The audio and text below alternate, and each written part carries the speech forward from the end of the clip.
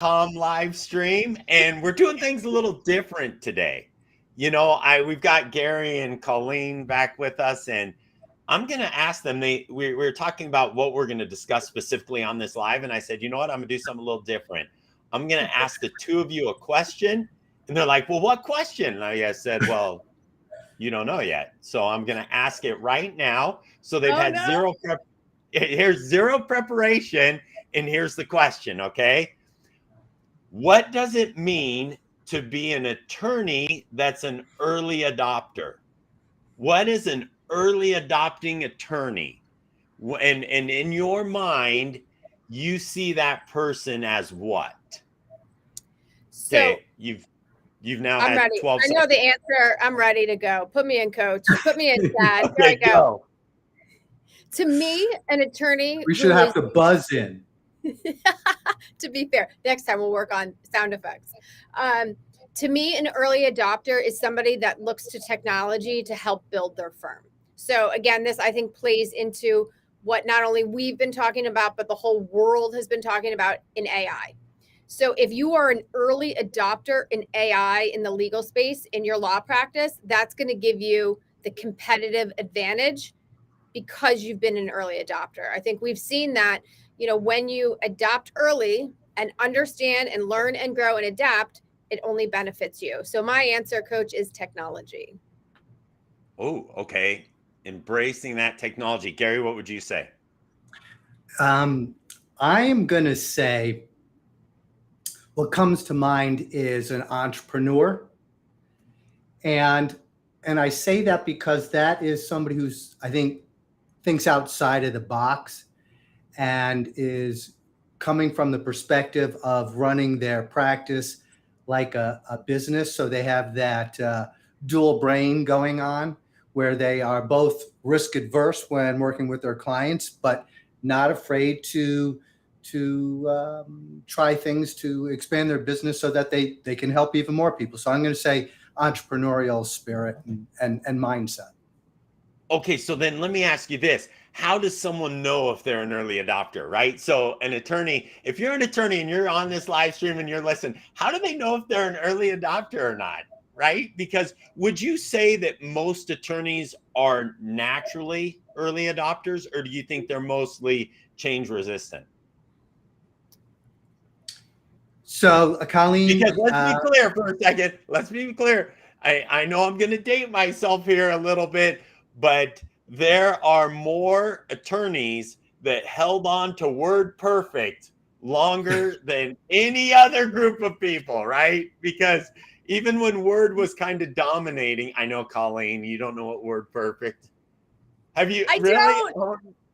Oh no, I've totally dated myself. But word, Gary, please, word perfect.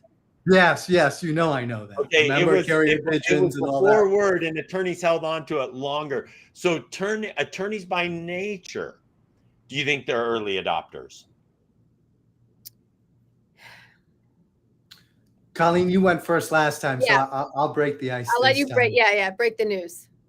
Yeah. So was that a two-part question, Chad? By the way, was it how do you know if they are? Yes. Okay. And how do they know?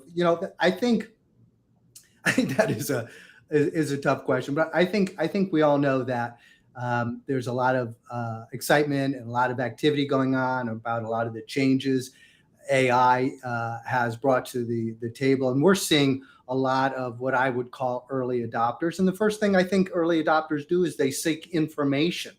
Mm-hmm. They're looking to educate themselves and evaluate whether or not these tools would be appropriate for us. Heck, I mean, that's the whole reason why we put together that event for AI business building in September, is because, I suspect the people that are attending that, as well as all the other, would be early adopters.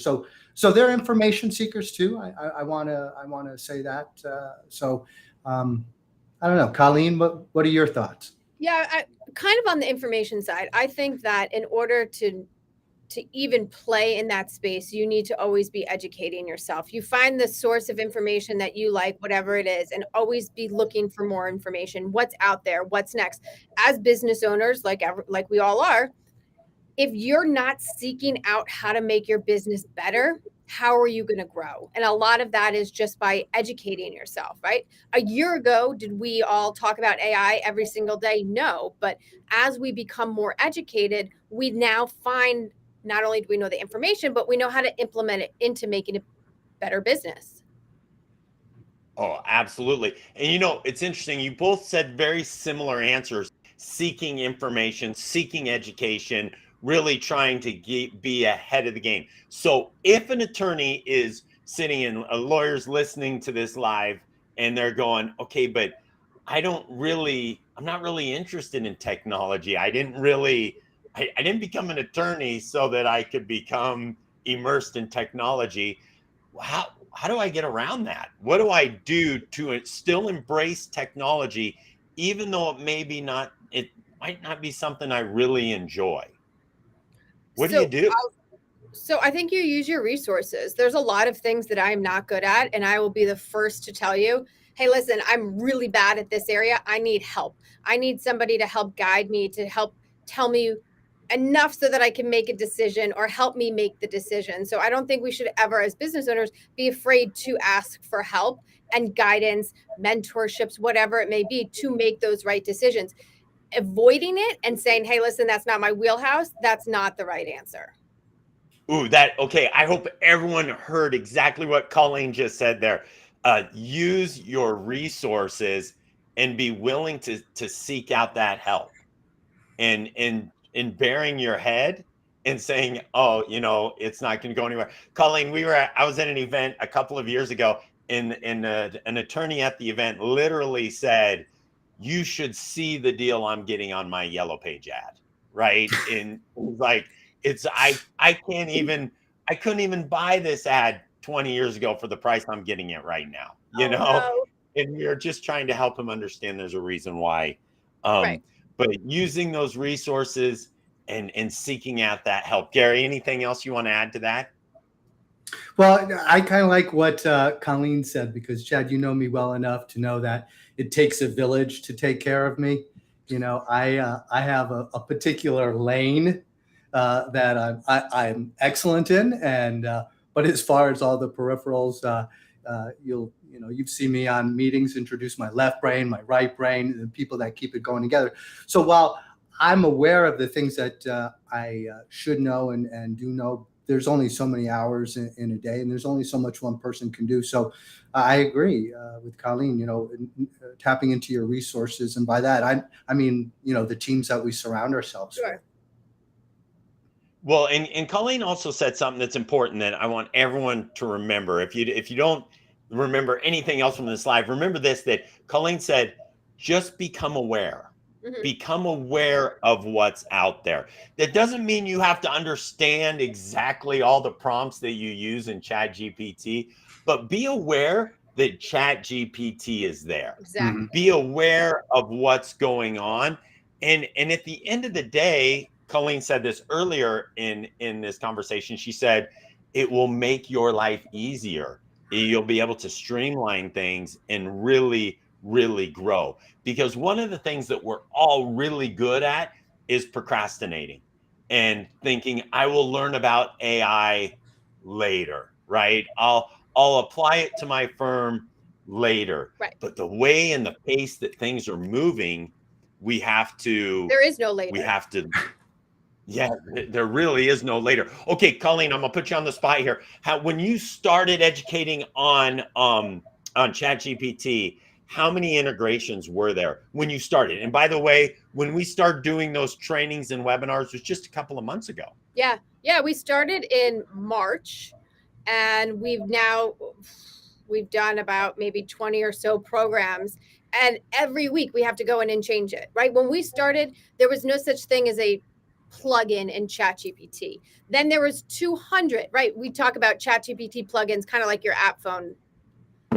Then all of a sudden there's 500, there's 600. Now there's 8. As of last week, there was 803 as of last Thursday. My guess is now we're creeped up to 900. So that's how fast it changes.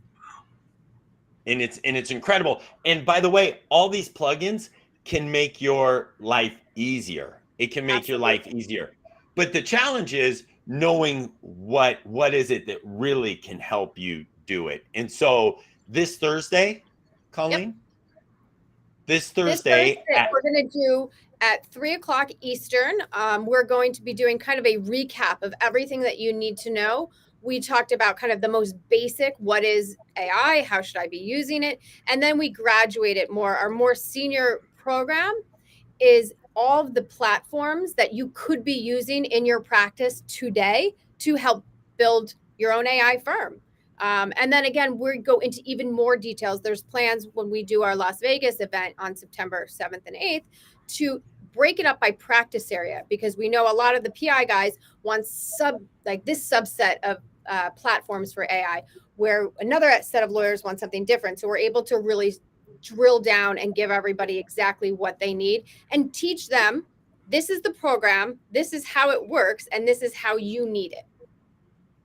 and by the way, and it allows you to become familiar with these tools. And so Sure. this Thursday is a must attend at 3 o'clock Eastern, where Colleen will continue to educate on what's happening so that you can really take your firm where you want it to be. I mean, attorneys, and we talk to so many attorneys every single day, they get really frustrated when they have to get bogged down in areas that they don't like to be in.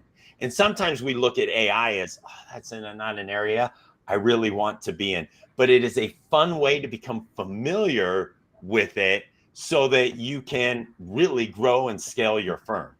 And so we started off this live talking about what it means to be an early adopter. And you're like, well, I'm not wired like Steve Jobs or Wozniak or any of these individuals. But the reality is, if you just learn a little bit about it, it can totally change your firm.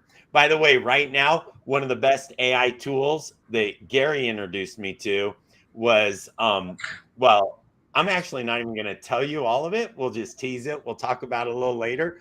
But it completely changes every meeting that we have, this one AI tool, and saves about 30 to 45 minutes of my time after a meeting.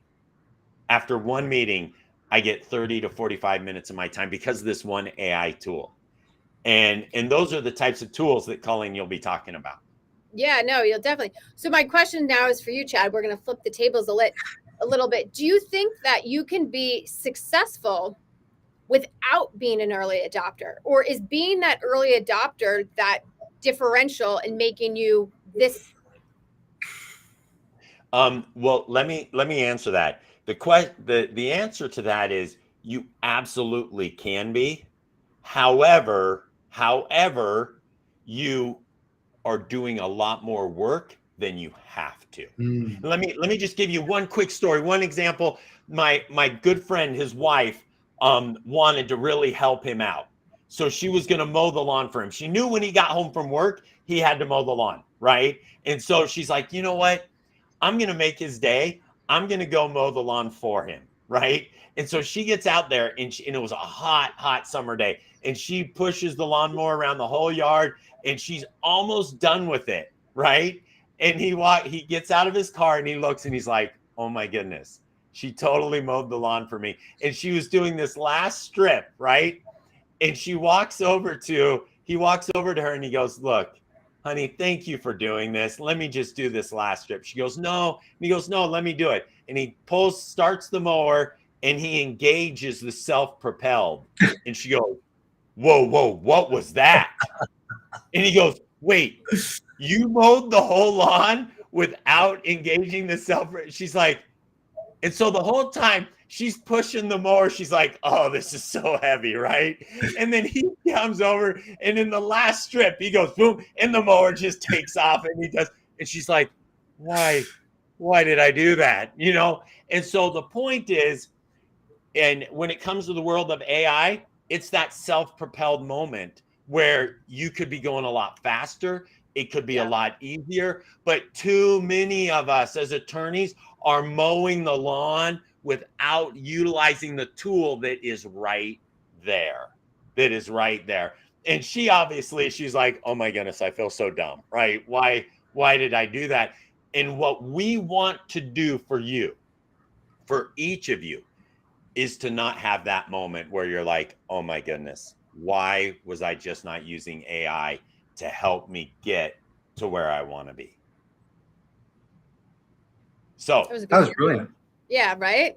Man. You use the self-propelled option. Do it. And all you have to, by the way, you don't have to spend all this time on YouTube. You don't have to spend all this time researching. Just show up for the training that Colleen's doing on Thursday at 3 We'll see o'clock. you there. So It's fun. amazing. It's awesome being with you, Gary, Colleen. You guys are amazing. And we'll Thanks, see you guys. on Thursday. Back at you. Take care, See you everyone. later.